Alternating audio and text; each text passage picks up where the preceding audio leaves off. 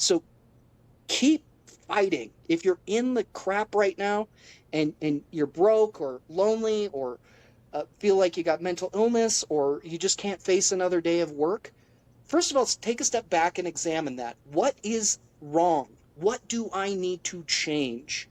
What can I change? Nobody's going to come save you. Nobody's just going to come fix your problem for you. It's up to you, but you can do it. If you have a problem with drinking, quit drinking. Clear that out of the way so you have the clarity to really examine, what is my heart and gut telling me? What do I need to do to live to my best ability? And you can do it. If I can do it, you can do it. I promise you. So keep fighting. Keep fighting. Do not give up. Do not give up no matter what. Hello and welcome to the Chris Wolfe Podcast on iCode Media. Today I had a great conversation with my good and old friend, Adam Wintz. We reminisced about his podcast called Less Than 2000. It is no longer publishing new episodes yet, but if it's still available, you should go back and check it out. We had a good conversation just about, we meandered everywhere. We talked music. We talked about how to induce shakabuki, which is basically a swift kick to the head that alters your reality forever. Do you know where that's from, Adam? I bet you don't. Pushing 10, by the way, if you've ever seen the movie Pushing 10, which was a Less Than 2000 movie, but one that I never got to review on the show. Anyway, it's about basically embracing the ability to change, improve, get better within yourself, get better for your community. I hope you enjoy our conversation. I enjoyed it thoroughly. As always, be sure to subscribe to the podcast, write a review, share it with your friends, and support those who support us. The most common questions I get include, what ophthalmological codes or evaluation and management codes should I use? What ICD-10 codes do I need to bill with this CPT code? What CPT codes can be billed together and what can't? And my favorite, how do I manage a patient who has diabetes who comes in for a quote-unquote routine eye exam? These questions really highlight the confusion and uncertainty that serves as a daunting hurdle for providers, makes it more challenging for them to care for their patients and provide those patients with the best opportunity for a lifetime of ocular health and clear vision. That's why we built iCode Education, for this specific purpose. Our mission is to provide optometrists with resources to help you understand disease states, revenue cycles, and billing and coding so that you can put that on autopilot and truly care for your patients. Check out iCodeEducation.com. That's EYECODE education.com. We've developed a premier billing and coding bundle that includes all of our billing and coding resources in one place. We also have a 10% discount code just for listeners of this podcast. Enter the coupon code EYECODEMEDIA22 at checkout. We'd love to work with you. Check out iCodeEducation.com. Hello, dedicated optometrists. Are you looking for a way to support your patient's vision and overall eye health? Let me introduce you to Vision Edge Pro, a visual performance supplement that stands out in our profession. Vision Edge Pro contains a balanced blend of mesozeaxanthine, lutein, and zeaxanthine in a 10-10-2 ratio. This combination has been scientifically shown to increase macular pigment density, which enhances visual performance, including contrast sensitivity and vision in glare situations. Additionally, Vision Edge Pro provides 300 milligrams of DHA and EPA, fulfilling the daily requirements for omega-3s as recognized by the leading health organizations. This ensures your patients receive the essential nutrients their eyes need for optimal health. Whether it's for everyday screen use, night driving, or enjoying the outdoors, Vision Edge Pro supports your patients in seeing their best. Recommend Vision Edge Pro for your patients today and help them achieve clearer, healthier vision. Contact your local MacuHealth representative for more details. Vision Edge Pro, because your patients deserve the best in eye health. Go to MacuHealth.com and use the coupon code PODCAST2024 at checkout for special discounts. How are you, Chris? Good, dude. How you doing? Great. You're looking good. You are too. Thanks. Here's the question. How many kids have you had since we last did a show together? I don't think we've had any. I don't think we've had any more kids.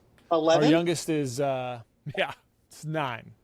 Our youngest is he'll be 4 in October. So it's the longest we've gone without having kids. You look great. Thanks. I always attribute it to having kids, but I suppose you could probably say the same with having cats. That's right. She's on my lap right now. You just have one? I do. But Okay. I'm going to the Best Friends Animal Sanctuary in Utah, which is a place that I discovered since I moved out here. It's about 3.5 hours away from Flagstaff, where I live now, in Kanab, Utah. I never knew a place like this existed. I always thought like it'd be my dream to make something like this. It already exists. 20-something thousand acres and about 1,700 animals to 2,000 animals, 100% no-kill, 500 cats, 400 dogs, horses, pigs, critters, creatures. It is the best place on earth. I go there every 3-day weekend. I was there for 4th of July. I was there for Memorial Day. I'll be there for Labor Day. And this time I may bring back a friend for my kitty. Where did you start? Where did you start having a love for animals like that? Wow, you want to go really deep with it? Because I'll give you an honest answer. Yeah, I hope you give me an honest answer. You're an attorney, aren't you? This is true. So maybe you won't give me an honest answer. It kind of ties into something that I wanted to address from your show with Chad. Yeah. During your show with my good buddy, our mutual friend Chad Bischoff, you said something along the lines of, "I'm not sure anybody has any fond memories of me from high school." I want to address that, but before I do, let me answer your question.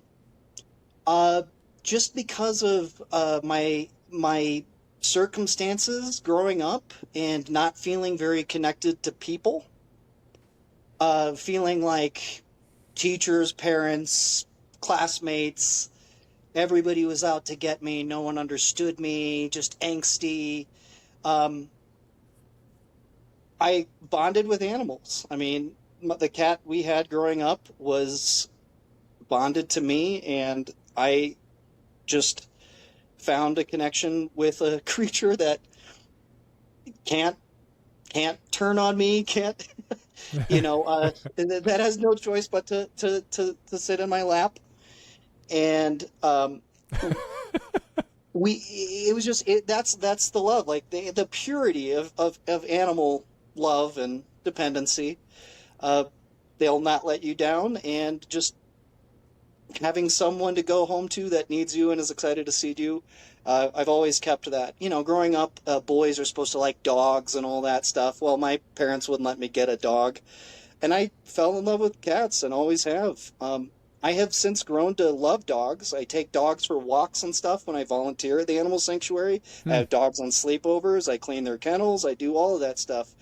But dogs seem like a group project, and I'm very much still a swinging D bachelor. So, well, I mean, there's you're right, absolutely. Like as far as my animals go, like we've had 2 dogs.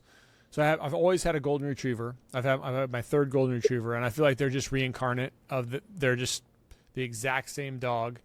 And then we've had 2 small dogs with the last 2 golden retrievers, and there is something just kind of undying as far as their love for you. Like you have a bad day, you mess up, doesn't matter. You can't even make them mad. Pretty awesome. Why do you feel like there was all the angst? Do you feel like that you had the right perspective of things growing up, or you think that's just part of growing up when you think, gosh, was I, did everybody dump on me? Like, what do you think about that? We're going there. We are going there. The answer is I just had a troubled childhood. That's all I can say. Some of it was me. Some of the stuff was stuff that happened to me. Some of it self-inflicted wounds. Some of the stuff that was not my fault. But I have done a lot of introspection since I moved back to Arizona, because one of the things that came to me when I was on a hike and meditating, I don't know, 6 months to a year after I moved back here, was being proud of myself that I got away.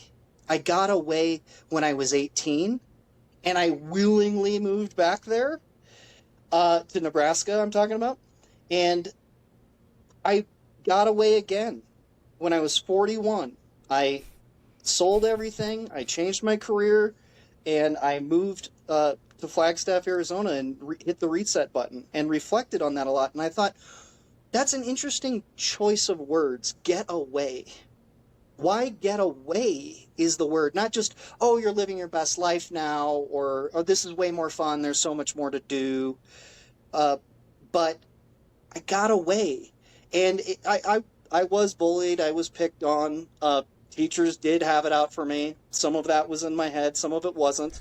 But some of it was probably self-inflicted a little bit. Definitely. Yeah. Like, we all got in trouble at a speech tournament our junior year. I was the one expelled. Nobody else even got in trouble. So it's like, Did why you get was expelled? I was expelled, but it was converted to a suspension. Okay. And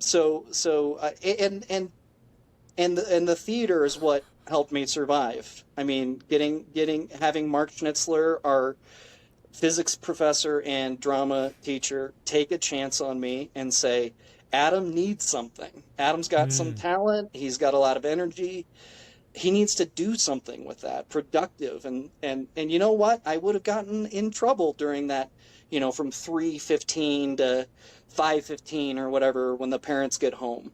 So having theater, having a teacher believe in you, give you a chance, give you a second chance, give you a third chance, was very meaningful to me. And one of the best shows we ever did on Less Than 2000, my old podcast with your previous guest from July, Chad Bischoff, was when we had him on. And I was able to tell him as an adult how much that meant to me. I had no idea the significance of it at the time. But, oh my gosh, that saved me. That got me through high school. And not everyone was out to get me. Some people saw the good in me and gave me a chance. And now that I'm back in theater and I'm directing and, acting and directing, I'm able to do that for other people. And it's such a powerful experience. I can't tell you how fulfilled I am by that, the creativity of it, but the working with people and helping people through art. Schnitzler had almost the exact same impact on me. I'd ever share the story with you that Pat, I won't mention his last name. I don't think you would care. He's a pastor now, but he and I failed pre-calc our junior year, and neither of us would have gotten to play football our senior year. We either got a D or an F. I think we got a D, and we wouldn't have been able to play football our senior year if it weren't for Schnitzler. So we basically had to take a summer school course, and we had from the University of Lincoln, or Nebraska at Lincoln, and then we had to find a teacher that would be willing to proctor us basically all summer for no money. Like, he didn't take anything. And I don't know how it came up that he would do it, but he, and our math teacher at the time, he wasn't going to do it. And turns out the math teacher is a really nice guy. I see him all the time around Scout when we go back for things, but he wasn't willing to help. And Schnitzler was. And so total opposite, right? For you, it was theater. For me, it was, he's the physics professor and he can help tutor us for pre-calc, and he'll proctor our course, proctor our tests. And he's the, so that kind of stuff is what a man, Schnitzler is the man, and I'm so glad we reconnected. You had him on your show, didn't you? No, I tried to. He just ghosted me. Oh, okay. Well, I'm sure he was just busy. Great. I'm sure he's busy. He looks great. I mean, he's 10 years older than us. He looks like Christian Slater. He's got all of his hair. He because when we were 17, 18, anybody older than us were they're 45, right? No, yeah. He was 28. Yeah. And it's amazing. I can only imagine what that felt like to hear from a student 20 years later and be like, more than 20 years later, a quarter century later, and be like, dude, you saved me. Thank you so much. And also, Chad thanked him on our show for allowing him to graduate high school, because you can imagine Chad didn't do great in physics. So he helped you out so you could play football. He helped Chad out so he could graduate. so got a solid man. dude. And, Yep. and let me share a quick story with you. So just to let your listeners know, we're talking about Chad Bischoff, my old, my still friend, but my previous co-host on Less Than 2000, our podcast about the 80s and 90s. And he, after we did the show with Schnitzler, I called Chad and told him, I think we're done. I think this is our final season, because I've got what I need from this. And I want to do more. And I made the decision to try out for a play, and I had not acted since my senior year of high school. So 24 years later, I tried out for a play. Wow. And I got the starring role in a play called Stage Kiss, where I had to kiss this girl 30-something times per show. And that wasn't bad. And as soon as I was done, a week later, they asked the director of that play, and the executive director said, will you direct the winter play? I know you've never done it before, but you're an attorney, so you're smart. And you took such good care of your cast. Like, I had not acted in all those years. I was 42, and I decided, like, I need to be the leader. I'm the oldest one in the group. I know I'm not a theater guy right now, but, like, somebody needs to be a leader of the cast. The director's the director, but the cast needs a leader. So I looked out for everybody, gave people cards. I did a special handshake with everybody. I just really took care of everybody, including my co-star, who I had to kiss all the time. And they saw that in me, and they took a shot and let me direct. And it was so hard. I was so nervous that I'd screw it up. I had so much anxiety about it, but it was so fun and rewarding. And after we opened and got a standing ovation in a sellout crowd, and they gave me, the cast gave me a card, and I'm reading that card at about 2 a.m. because I can't sleep. I'm so full of energy and excitement. I'm reading this card, and there were at least 3 people in the cast that I identified with as me as a teenager. People who were saying, you got me through a really hard time of my life. I needed this. Like, one kid didn't get into the school he wanted to get into. Other people had their death and sickness going around, and people, a couple people, divorce for somebody. That theater saves people. And I just started bawling in the middle of the night reading this card, because I'm like, I have gone full circle. And now I'm Schnitzler. Now I'm doing this for other people and making a positive impact in their life. And since then I've directed 2 plays. I've assistant directed 1. I've acted in more. I'm in Rocky Horror Picture Show coming up. I'm directing Clue in man, in the winter play. Are you going to do noises off again? I tried. I put it forward. I Really? definitely put it forward. Dude. And Michelle and Schnitzler said, no matter what, they would come out for it if I ever pull that off. Oh my gosh. Like, I don't know. I've told you this before, but I don't know if it was the time of our life or it was that good, but man, phenomenal. The whole thing was, everybody was phenomenal in it. I mean, I could think back and I can't remember laughing that hard. Maybe ever. Yeah. Phenomenal. So I want to take a step back, because what you're describing, I wonder if, didn't get labeled years ago as sort of like a midlife crisis. Now we're kind of in the thick of that, right? Like, what are you, 45? I'm 44. I'm 44. 44. Yeah. Yep. So 44. And I have this like distinct sense that and I always talk about men because I feel like men are sort of unique in this way, and I think women are different in other ways, obviously. So I could be totally wrong that everybody needs this, but from my perspective, men need to do hard things, and we need to continue to do hard things that challenge us, things that makes us anxious, things that bring us to the brink of failure and actually do cause us to fail. And then we have to break through that. And I think it has to be continuous. I don't think you can sit and sit back and be like, hey, I've made it. I've got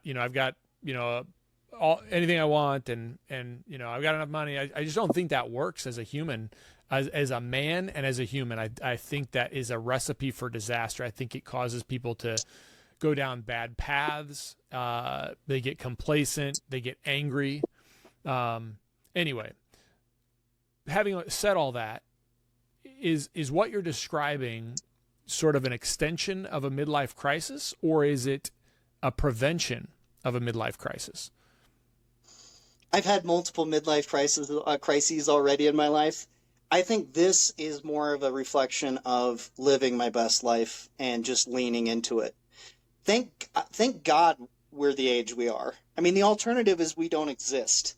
Mm-hmm. Like, time moves one way, and if you get old, you get old. But I think part of what you're saying is pushing ourselves, pushing our boundaries. I'm wearing a Mean Girls shirt, and because it's from my theater, and I used to be a hater. It was very evident when I go back and listen to less than 2,000 episodes. Yeah. When I think about myself in high school, that sucks. That's not who I am. All that does is disconnect you from possible experiences. That I don't see any benefit of saying, no, I don't like country music, so I'm not going to listen to that. Give it a shot. You may like it. I used to hate musicals because I don't sing. I don't do jazz hands. I'm a theater guy, but I don't do musicals. And I didn't go to musicals, but now I do, because it's interesting. It's fun. It's this whole new world of things that I can appreciate. I used to hate Shakespeare. I didn't like the Romeo and Juliet movie from the 90s, but I want to go back and watch it now because I am so into Shakespeare now. It's great entertainment. And all you do when you say, that's not me, I don't do that, is limit your experience on this world. Give it a chance, lean into it, take a risk, push yourself. Like you said, you may fail. That's okay. We're humans. We make mistakes. Allow yourself to be human and make mistakes. Don't hold yourself to a standard that you don't hold other people. Give them the grace. Give yourself the grace that you give to other people. And try. And there's no bravery without fear. People who accomplish something, they say, gosh, you seem fearless. You're so brave. No, the fear is there. It's very much there. But pushing through it and digging deep and finding that you're capable of more than you ever realized is what life is all about when it's lived to the fullest. Because just playing it safe, and that was my issue the last couple of years in Nebraska. Is just like, another year of this? Every birthday, every New Year's. It's like, how much longer are you going to keep letting the grains of the hourglass of your life slip through your fingers? It's up to you to make the changes. What didn't you like? Risks. Yeah.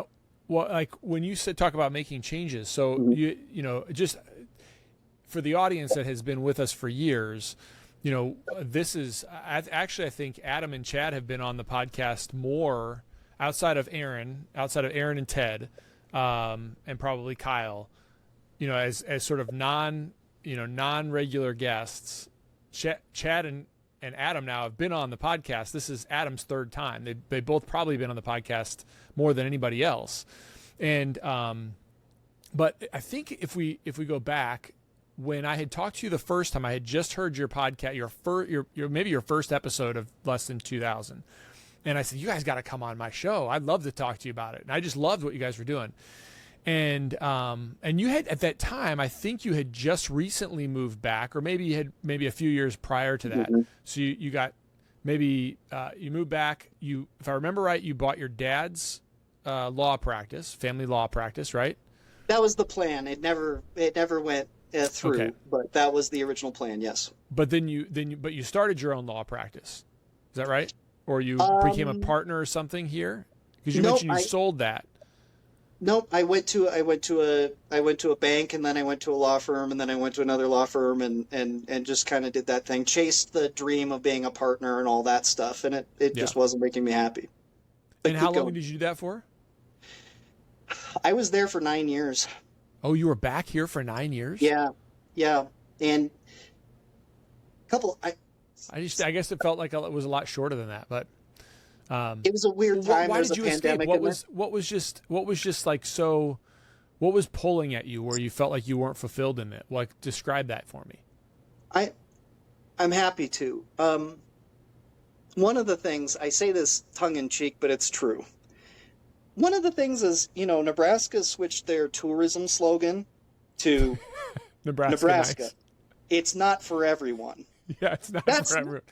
That's literally the tourism slogan. What they say and I know a certain amount of that is like, you're not everybody's cool enough for Nebraska. But like, it really got me thinking, like, if the tourism slogan is it's not for everyone, maybe it's not for me. And I think the biggest aspect of it is I'm such a huge fan of the outdoors.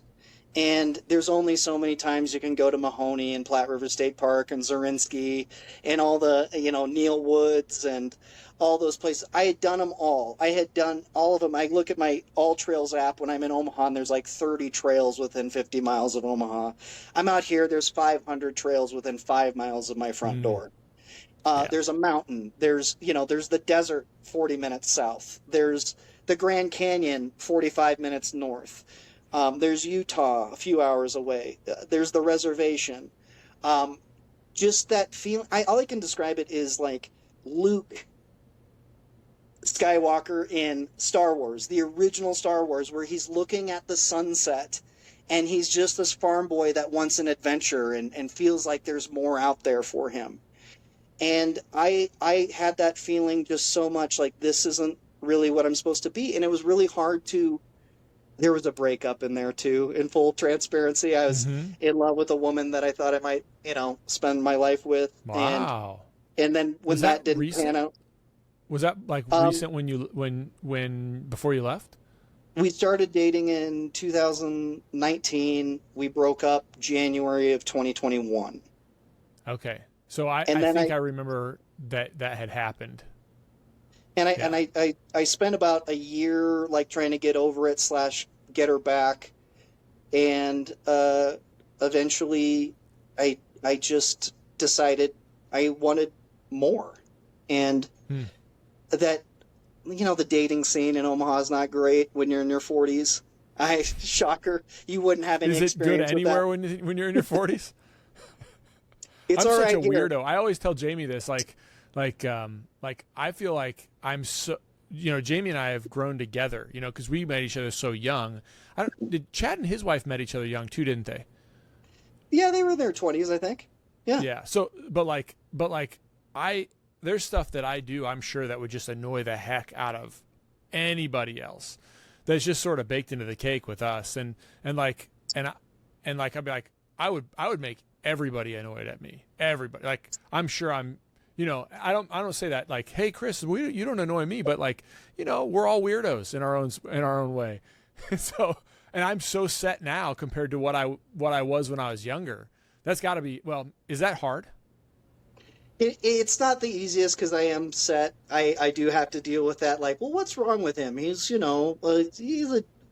there something weird about this guy? 44-year-old guy, yeah. Yeah. Have you been married before? No. Do you have kids? No.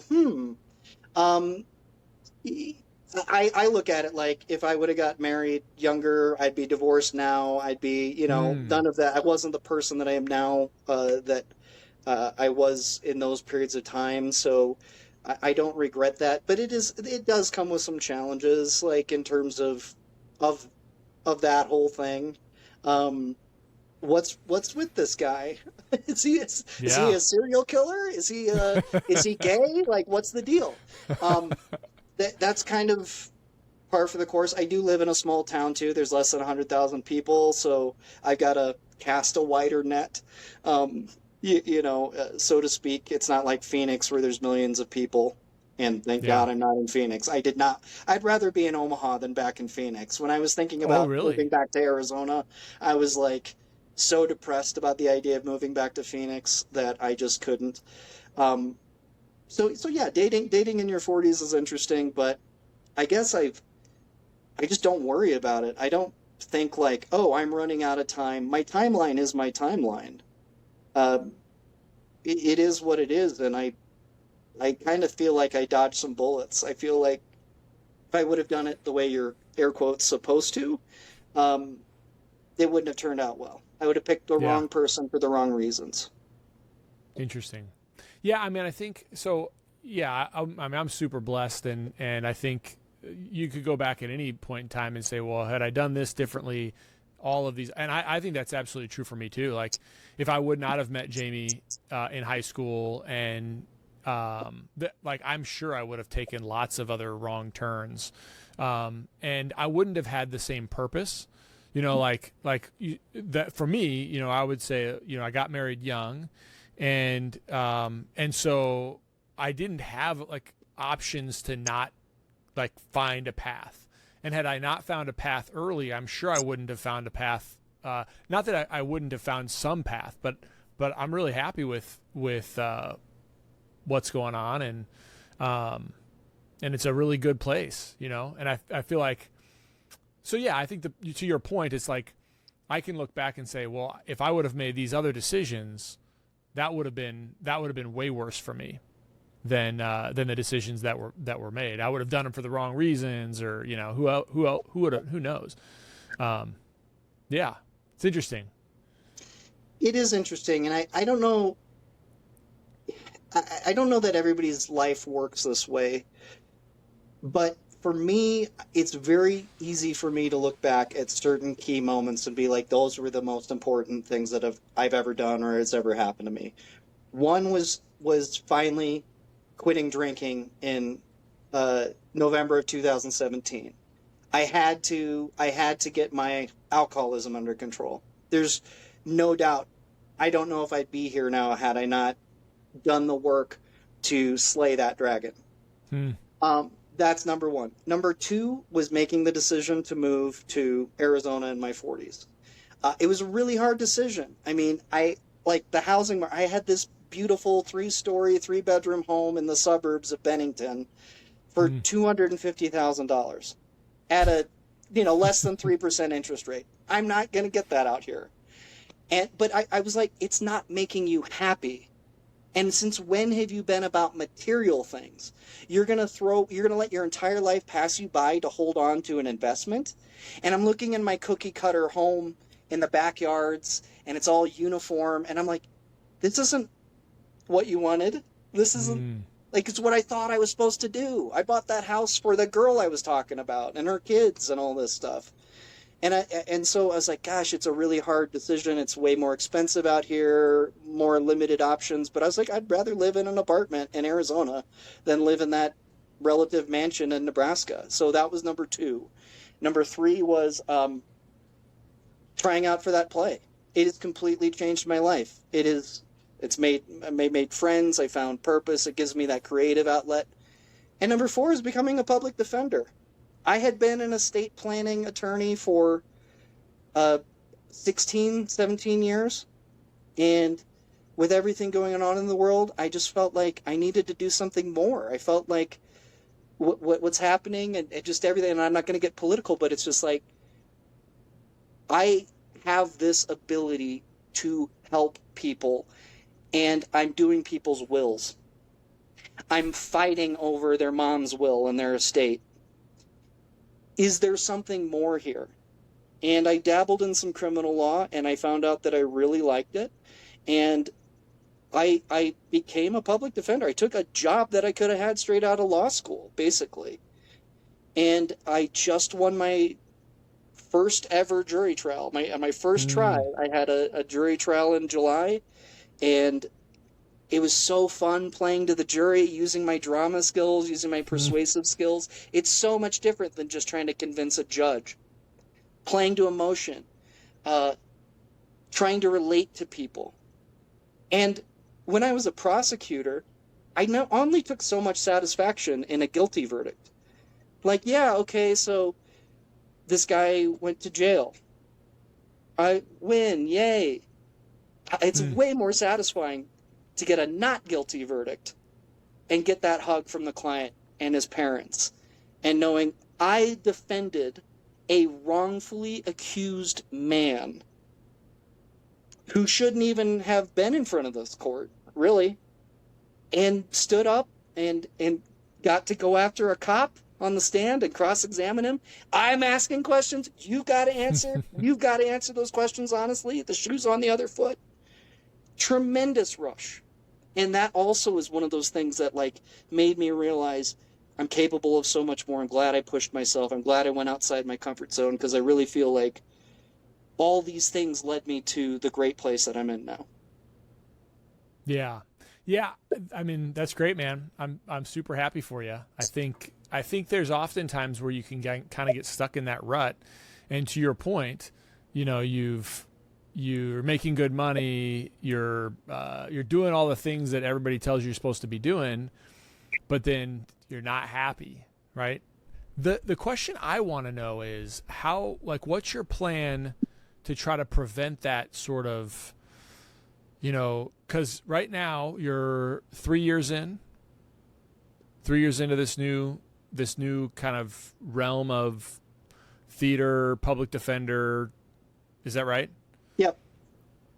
What, it's exciting and fresh now. Mm-hmm.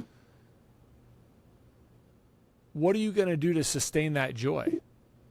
CooperVision and the AOA have joined forces in a groundbreaking initiative to transform how optometrists treat children with myopia. The Myopia Collective aims to unite our profession and its allies to challenge the status quo and elevate the standard of care for children with myopia. Everyone is invited to become a member of the collective. By joining, you pledge to act in slowing childhood myopia progression. Membership includes regular updates and information about the collective's efforts, access to educational opportunities and resources, and insights from the ambassador optometrists who advocate for community policy and changes supporting the collective's mission. Click the link in the show notes to join the collective today. When it becomes a grind, when it's not when it's becoming more mundane, you get to win a lot. You get to win more often. You get that hug more often. What do you do? How do you sustain that? Or do you just decide, listen, I can move on and do something else? It could be that. If I need that, I'll make another change. You know, I've kind of thought maybe I'll end up as a judge someday. I've always wanted to be a judge. But right now I love being an advocate. I don't know if I could be neutral and fair right now. I love being an advocate. I love to fight. I love to take a side and fight for it. Whereas a judge, you gotta play by the rules and call it fair and follow the law. And maybe someday, but I'm not there right now. Right now, I'm a low man on the totem pole. I do misdemeanors only. I mean, I'll eventually move up to felonies and superior court and more interesting and complex cases. So that could jazz me up a little bit more. But the key takeaway is the lesson I'll never forget was the last year to 6 months I was in Omaha, and I was just so depressed and anxious and had no purpose and just felt listless and directionless and felt so bad. It was my soul trying to tell me I need to make a change. And if you listen to that voice and you honor it, it's the best thing you've ever done. If you don't listen to it, then it'll slowly kill you. It will drain the life force from you. So I recently made this change to become a public defender. It wasn't necessarily an easy decision, but when I had that feeling start to creep in at the job I had been at, I was like, I didn't get anxious or nervous about it. I was like, this is your heart telling you it's time to look for something else. So I will honor that. No matter, I don't know what it's going to look like, but I will honor that because that is the most important gift we could possibly get. Maybe it's the voice of God, maybe it's our soul, I don't know, but listen to it, honor it. Yeah, I mean, I would say it's God, it's Jesus, right? I think it's you're, from my perspective, I would say you're getting pulled in a direction where he's just showing you that you're ill at ease for some reason. I've felt that before, big time, man. I was, I've been a faithful person for a long time, and I've been I've said this, I've been a Catholic for my whole life, and I spent about 20 years of my adult life being the kind of Catholic that wants to understand the theology of Catholicism so I can have a deeper, explainable faith without having as much of a relationship with Jesus as I should have. So I was focused more on almost winning an argument, right? I want to know all the details. So if somebody comes to me about X, Y, and Z, I can explain to them why my faith is based in reason. And that wasn't enough. I was actually kind of in the thick of building the new building and uncertainty in terms of merging a business, and then a lot of tax strategy things that Nebraska did, where it allowed you to go back and pay duplicate payments for it's called PTET. I'm sure you're aware of it, but basically to go back 5 years and repeat the payments you made, but you had to come up with the cash. You know what I mean? So I had all these uncertainties, and I was feeling exactly what you're describing about a year ago, actually. And I just was like, what is going on? Feeling just uneasy and anxious. And I started kind of searching for I'm doing the things I'm supposed to be doing. Faithful, I'm obedient, but I just didn't have a personal, or as good of a personal relationship with God. And so I started meditating, with sort of the idea of Jesus and sitting next to Jesus. And these are things that people like my kids have done these things, like my college daughter and my senior son, they do this. If I told them about this story, they'd be like, yeah, Dad, we've been doing that for 10 years, but that's just not how my faith was built. And man, it was, for me, what you're describing as getting away.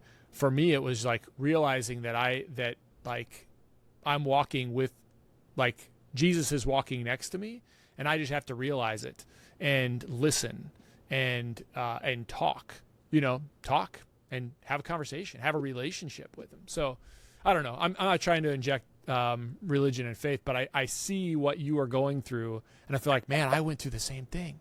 But was for kind of different reasons, because I felt like I had a purpose, and I did. I had a purpose, and I was doing the things I wanted to do, but I was finding that emptiness, But it's been awesome.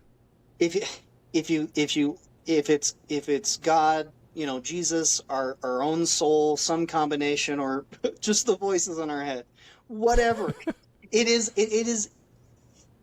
the greatest gift we have.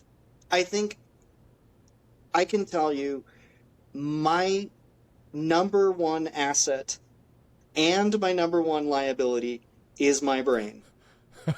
My brain is what gets me paid, but it's also what gets me in trouble, because I can justify any decision, any course of action. I can give you all the reasons why this is the right thing.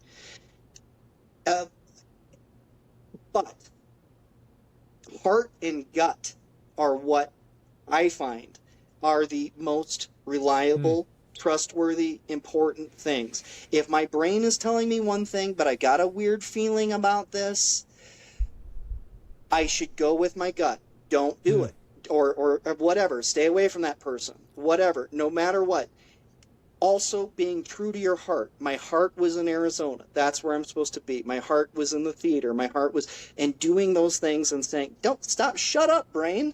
and just let me live my life and follow my heart, and stop trying to tell me, oh, well, financially it's not a good decision, and oh, you've done all this stuff and you're here, it's a cycle. So the only thing that can cut through that is the heart and the gut.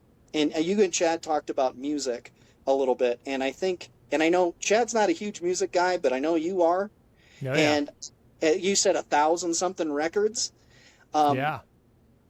Music is one of those things that cuts through our souls. I mean, it just cuts through the noise and hits you in a spot that connects with you in a way that it just other forms of media can't. It's more of a heart thing, more of a gut thing, more of a you feel it in your bones. It's less cerebral, and music is very important to our lives. Yeah, and can help dude, us connect soundtracks. Yeah, yeah, just soundtracks of your life. Like, you think about, oh, if I was riding in a car during this thing, what's the music playing? Have you heard Fat Freddy's Drop? I don't think I talked to Chad about this. No. Dude, no. You got to check out Fat Freddy's Drop. So to give you some perspective, right? Think about like a reggae, jazz, funk awesome band I'm from in. New Zealand. Yeah. And they've been around for 25 years, and I just discovered them 4 months ago.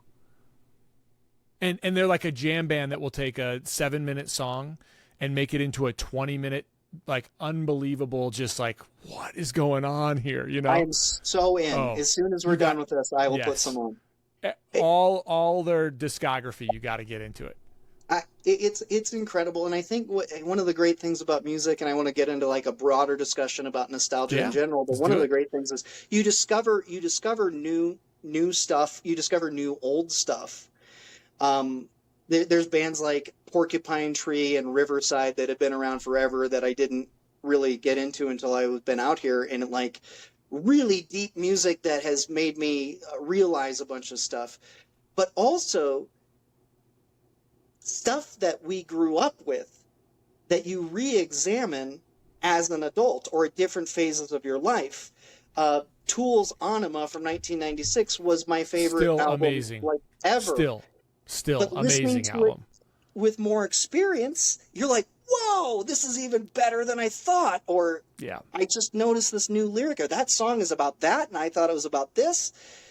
And it's still just incredible music. And I think that's what nostalgia does for us. And that's what was kind of cool about our show Less Than 2000, which was, I didn't realize it until towards the end of the show, but I thought I'd go back and rediscover or discover for the first time all this old stuff. And we did. But really, I discovered stuff about myself. Because the media doesn't change. That movie, Grosse Pointe Blank, is Grosse Pointe Blank. It's been that way since 1997. Yep. But you re-examine it, even since you and we did the show on it. And it's like, oh, there's a new layer here. The media hasn't changed. We've changed. So it's a great way to like hold up a reflection of ourselves and see the growth and differences in our lives based on something that's been around for decades.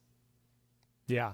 Well, and the fact that it meant something to you at one point, and then and it still has that, like you said, nostalgia, it still has this pull back to what it was at the time. Sometimes you can put your finger on why you liked it. Sometimes you can't put your finger on it, but then you watch it in the future and it, like you said, it's like, oh, that I like it even more now because of other things you didn't understand or didn't get. It's and music does the same thing for sure. And what is with it with like, and music does this all the time where you download something, and this is why I like records is that, you buy a record for one song, and then in a week that's your least favorite song on the record. Right. Whereas, you buy like right now, and what I continue to do is if I use my Apple, right, is all my iTunes, I will commit to when I find something like Porcupine Tree is on my list next. So when I listen to, whatever, if you said, hey, listen to this song, Chris, this is what's going to get you into it, but then listen to the whole album because that's what's going to keep you around. There's something I don't know what that is. I'm sure people who understand like the details of music a lot better than I do would understand that. But like, there's something about being intentional about listening to the artist's full arrangement from start to finish that I'm sure is as intentional as a play. It has ups and downs and pulls and, really good artists, of course. And that I think is just missing if you're just consuming music purely on a digital format or never had the experience to have it on vinyl. Yes. And it's important, it's fun to listen to the full discography to hear the evolution of the artists and say, wow, here's where they started, where they started in a great place and got more commercial and tapered off, or they just lost it, or somebody left the band, or maybe they grew into themselves. Like, oh, those first few were very rough. Those first couple EPs were rough. The debut album wasn't great, but they really hit their stride like by the third album or whatever. And all of that is important, as are the tracks on the individual albums. And I think there's something to that of like, yeah, you want to listen to your favorite song, but it's so easy now to just skip to that favorite song and ignore the rest of the album. They put a lot of work into that album. Like, you owe it to listen to it at least once, and then I think re-listen, because to your point, I got it for this song, but I'm tired of it now. Oh, that's the song everybody likes. I like the B-side. I like the other, the deeper tracks, the in-between tracks, and like, whoa, that's some really great stuff. And it's beautiful. I guess if there's a theme to the show, it's like, the more you open yourself up to the possibilities and experiences, the richer your life will be. You're only going to limit yourself by saying, I only like this genre of music, or this type of movie, or I don't like anything after 2000. Yeah. Is that why you had to end the show? Is because you realized you could like other things? I mean, I still very much live in the 80s and 90s world, but I mean, the show was just one of those things where we, as Chad mentioned, we covered a lot of the stuff we wanted to do. It was taking up a lot of time. Our numbers kind of trailed off a little bit, and the juice just wasn't worth the squeeze. Like, I personally got what I needed out of it and then moved on. I love to go back and listen to it, and I really like to listen to the full episodes that we have on Patreon, because the ones we put out for free... Were they different than the ones on... They're about double the length. And really? And I like those way more. The conversations go way deeper, and I think we over-edited and really tried to make it... Chad had this thing about it has to be 20 minutes. Your shows are 100, over an hour. Like, a lot of podcasts are multiple hours. One of my favorite podcasts is The Rewatchables with Bill Simmons. Okay.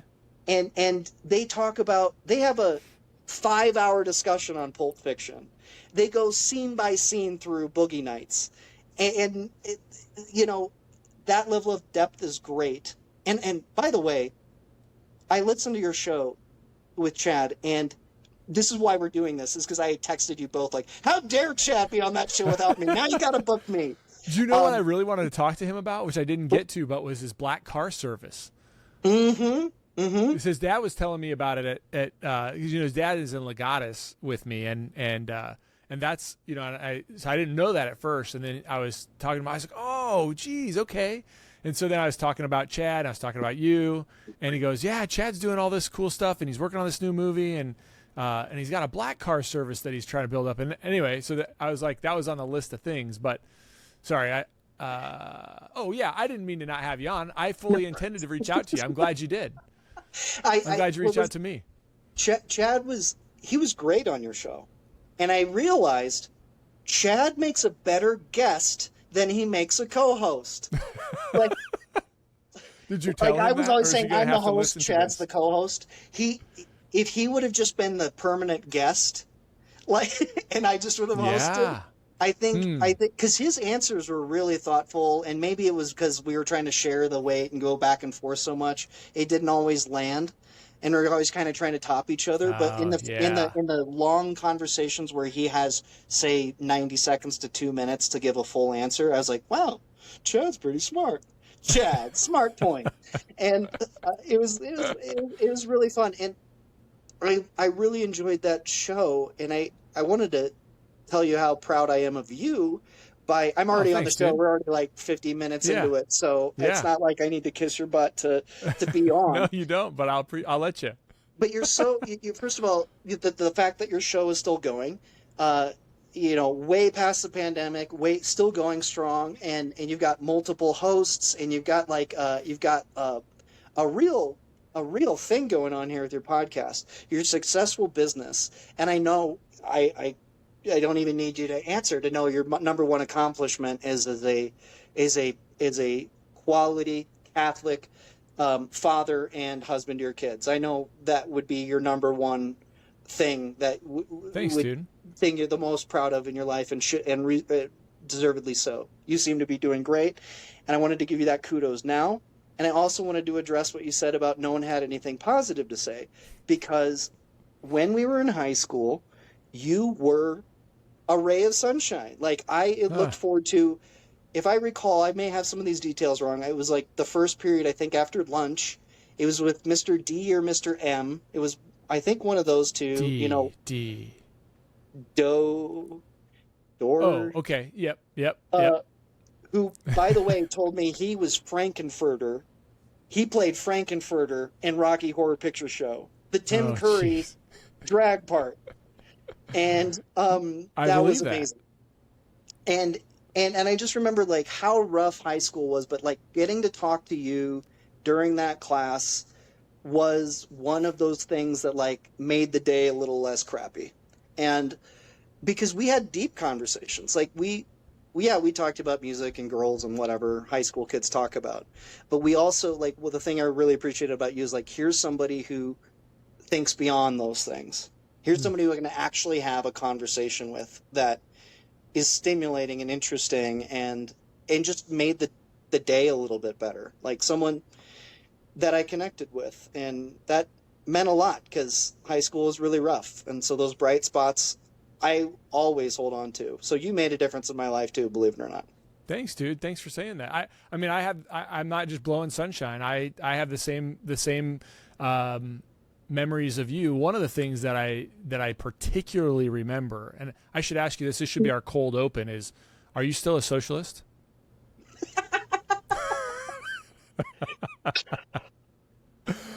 I am not. Let me just put it this way. I am left of Bernie Sanders.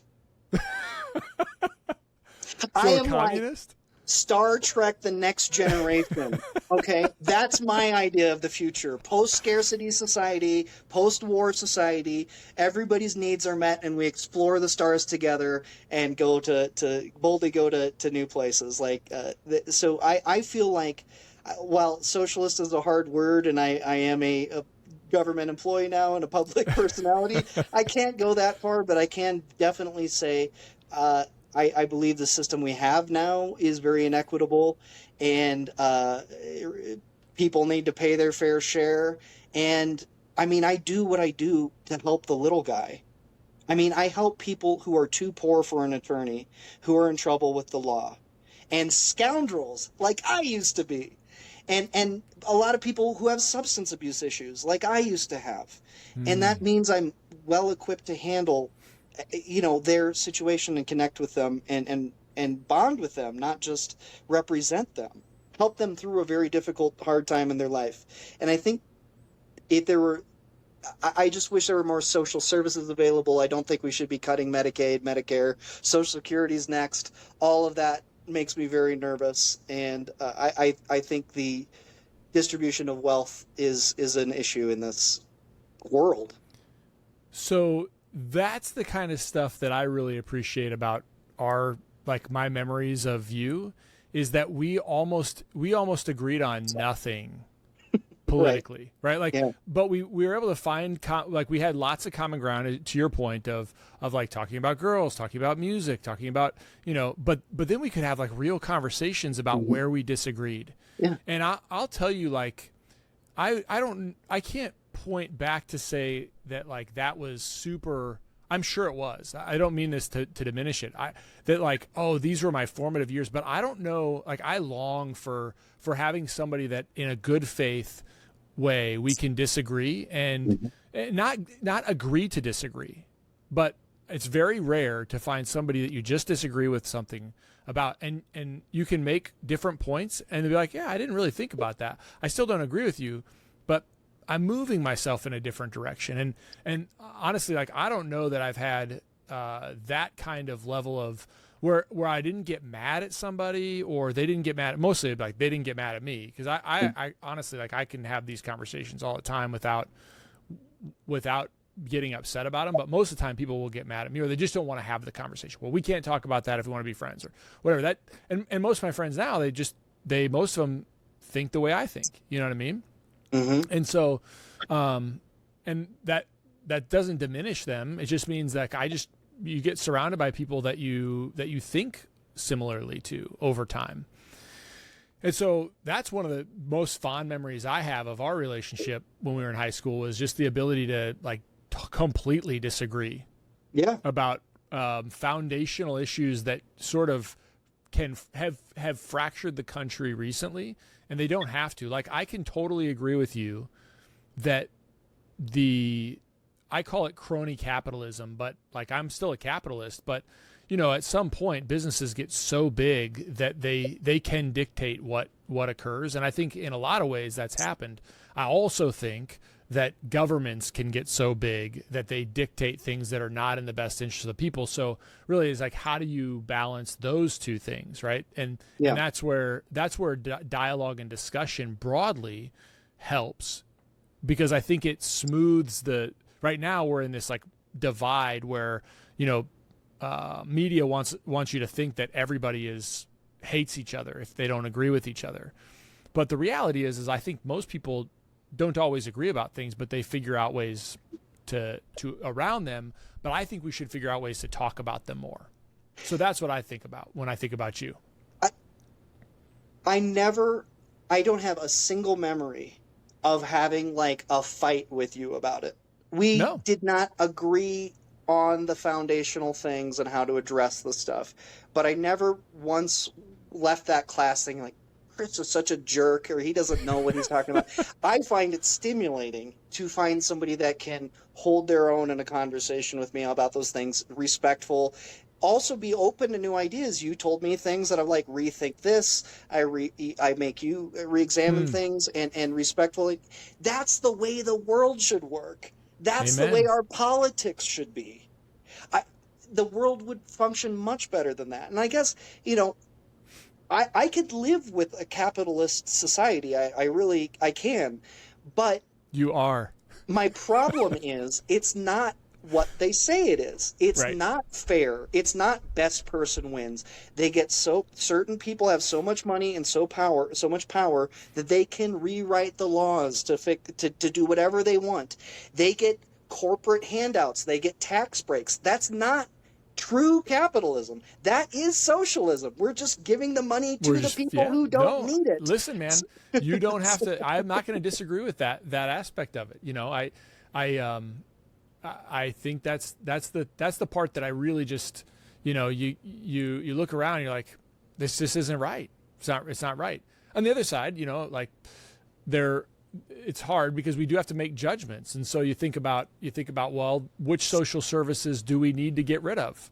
Mm-hmm. And there's a lot of them. There's a lot of, I mean, you know, you mentioned COVID, and I mean, our government ran amok with COVID. They ran amok with COVID. And we're just starting to sort of be able to have public conversations about that again. Yeah. You know? My whole theory is that businesses had like 3 quarters in a row, like 9 months where they didn't make as much money because everything was shut down. And since then they're just trying to catch up. Everything's going up. Those $1,300 checks that some people got, a lot of people got, thanks for inflation. They literally printed money and diluted the dollar, and all those corporations are trying to catch up from 5 years ago now. They're still trying to catch up on it. So it's crazy.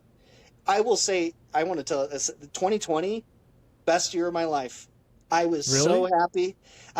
Before I moved here, I don't know, but best single year, even though I was in love with that girl.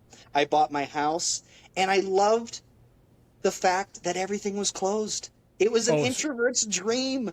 I just worked out at home. I went for walks. I saw my girl. Like it was such a, I look back on that period of time as a fond memory. I really do. I wish I could look back on it that fondly, because honestly, like if I could have taken the business owner out of it, I go back and listen to the podcast episodes back then, and there's like this deep gravity in my voice because I was struggling with not only how long can I keep can I still pay my bills within my family, my personal, but like I was sitting there figuring out, like, if I do this and I do this and I stop paying this person, like stop paying this company as a vendor, like I just don't pay them what I've already purchased from them. I'll let them sit. I can keep my people employed for, 8 more weeks. Okay. Oh, I can go 12 more weeks. Like I was doing this math, I was, maybe if I talked to the landlord about about my lease, and maybe let him extend it a little bit. Okay. Now I could pay another couple weeks to keep my team on board. So Wow. if I could have gotten, and I knew it was finite, but you don't know if it's going to be finite as in what it was, 6 to 8 weeks, or if it's finite as in 6 months to a year. Right. And then you're like, well, I can't let all these people go because I'm going to need them back when people come back. But to your point, if I could have actually just sort of elevated beyond the sort of reality of what I was trying to deal with as a business owner, man, like when I got home from work, it was great. Like, I'd have a cocktail. I'd make Jamie a cocktail. I'd cook dinner. Everybody was eating as a family. We're not running around. And I made this comment multiple times during 2020, like in April and May of 2020. But I was like, we, as parents, we have to just say no. Like, we're not going to let our kids go back and play sports every single night and tote them around. Because the biggest problem is, like, when that happened, our kids were going outside and playing together. And we all like kind of looked at all the people in this circle. We kind of walked out one day. It was probably a week into it after they had closed schools. And the kids, we were just like keeping the kids, because, we're just trying to behave, right? Quote unquote, behave. And we look at each other and we're like, we'll let them play, and they just went and played in the creek. But like they were going and playing with each other. Well, what happens now is, Johnny, he's got soccer, and so he can't play anymore. And then Bobby's got, baseball, and he can't play anymore. Now, all of a sudden, if you're the parent that's not letting your kids do those things, your kids have nobody to play with. And that's what I was hoping we would hold on to as a culture, but we just let that go right back. Another thing we let go right back is, like, we built all this infrastructure to take care of each other and then immediately tore it down. Like, we proved that we can do it. And then we just said, nope, tear it down. So that was a little bit depressing. But I remember we recorded our first show. So this is the 5th time between our 2 shows that we've done. Oh, yeah, because I was on yours twice. Yeah. Yes. So that's pretty incredible. And the first time we did it over at your house was right when it started, or right that summer. And it was crazy, like sitting, it was kind of a big deal to go over to somebody's house and be face to face with them in your basement across the table. And then, being in your driveway and like just talking out there, because that's what you did at the time, 6 feet apart and all this stuff. And it was such an interesting time. And it's amazing to see, like, it will take some time for history to write that narrative. But think about what a significant thing that was in our lives and all the kids, kids growing up in that. And Zoomers, they got their name from Zoom. Like, they had to go to school on Zoom. It's incredible times. And when you think about our generation, we lived through 9/11, the housing crisis and the economic collapse, the once in a generation or once in a century collapse of 08, 09. Then we had, 2016. Then we had, what's going on now? Another potential massive financial crisis. And our, us Xennials or Zennials or whatever you want to call us between Gen Z or Gen X and the millennials are so uniquely in such a weird time of history about how many, once in a lifetime things that we've lived through. Is that not common? That's not common. I don't know. I mean, our parents' generation, they had the civil rights stuff, and then they had the economic collapse of the 70s.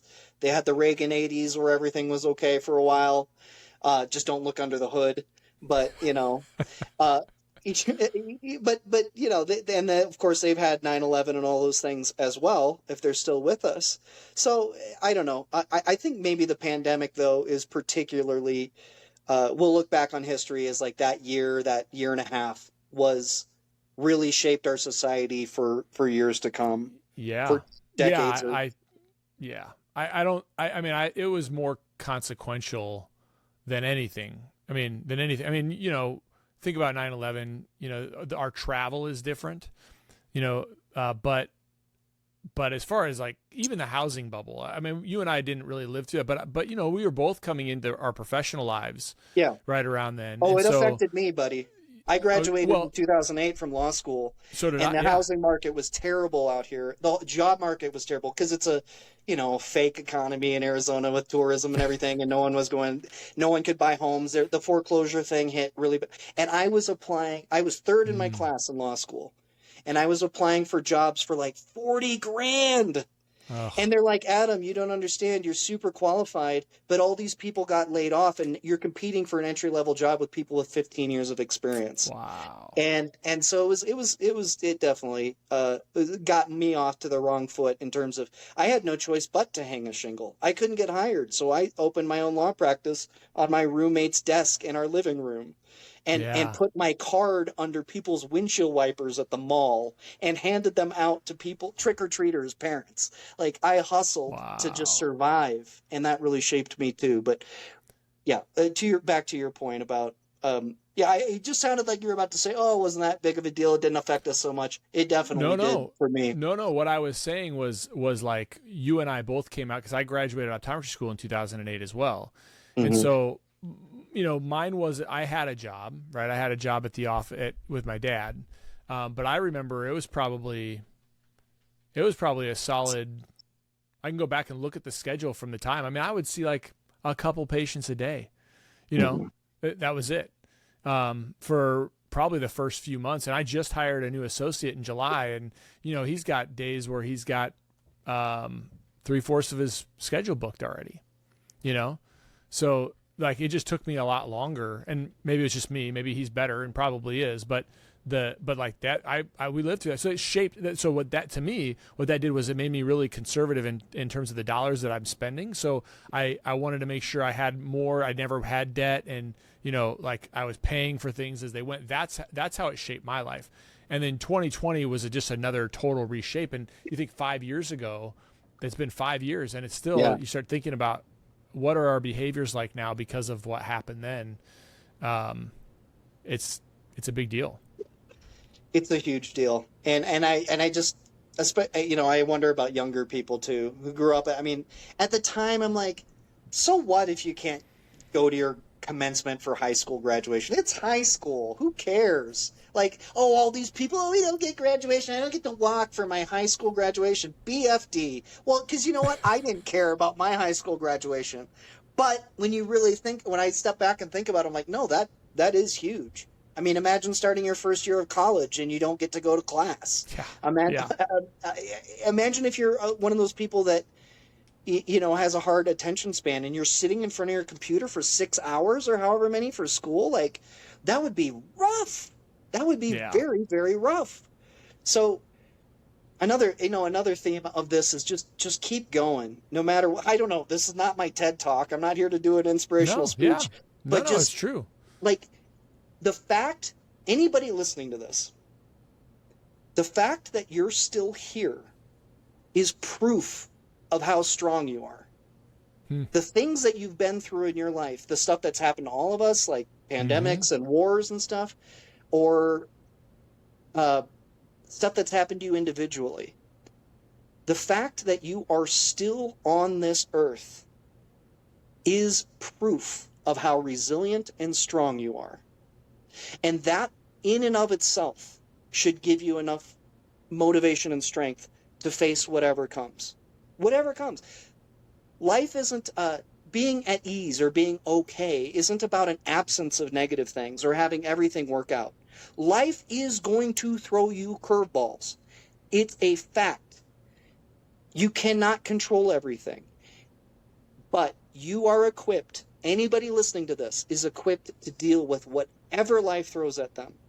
And the proof that you've made it to this point is proof of that fact. So keep fighting. If you're in the crap right now and you're broke or lonely or feel like you got mental illness or you just can't face another day of work, first of all, take a step back and examine that. What is wrong? What do I need to change? What can I change? Nobody's going to come save you. Nobody's just going to come fix your problem for you. It's up to you, but you can do it. If you have a problem with drinking, quit drinking. Clear that out of the way so you have the clarity to really examine, what is my heart and gut telling me? What do I need to do to live to my best ability? And you can do it. If I can do it, you can do it. I promise you. So keep fighting. Keep fighting. Do not give up. Do not give up no matter what. You will make it through this. Adam And I love Wintz. you. Adam, thanks for doing this again, man. Thank you. Anytime. There's no better way to finish this than that.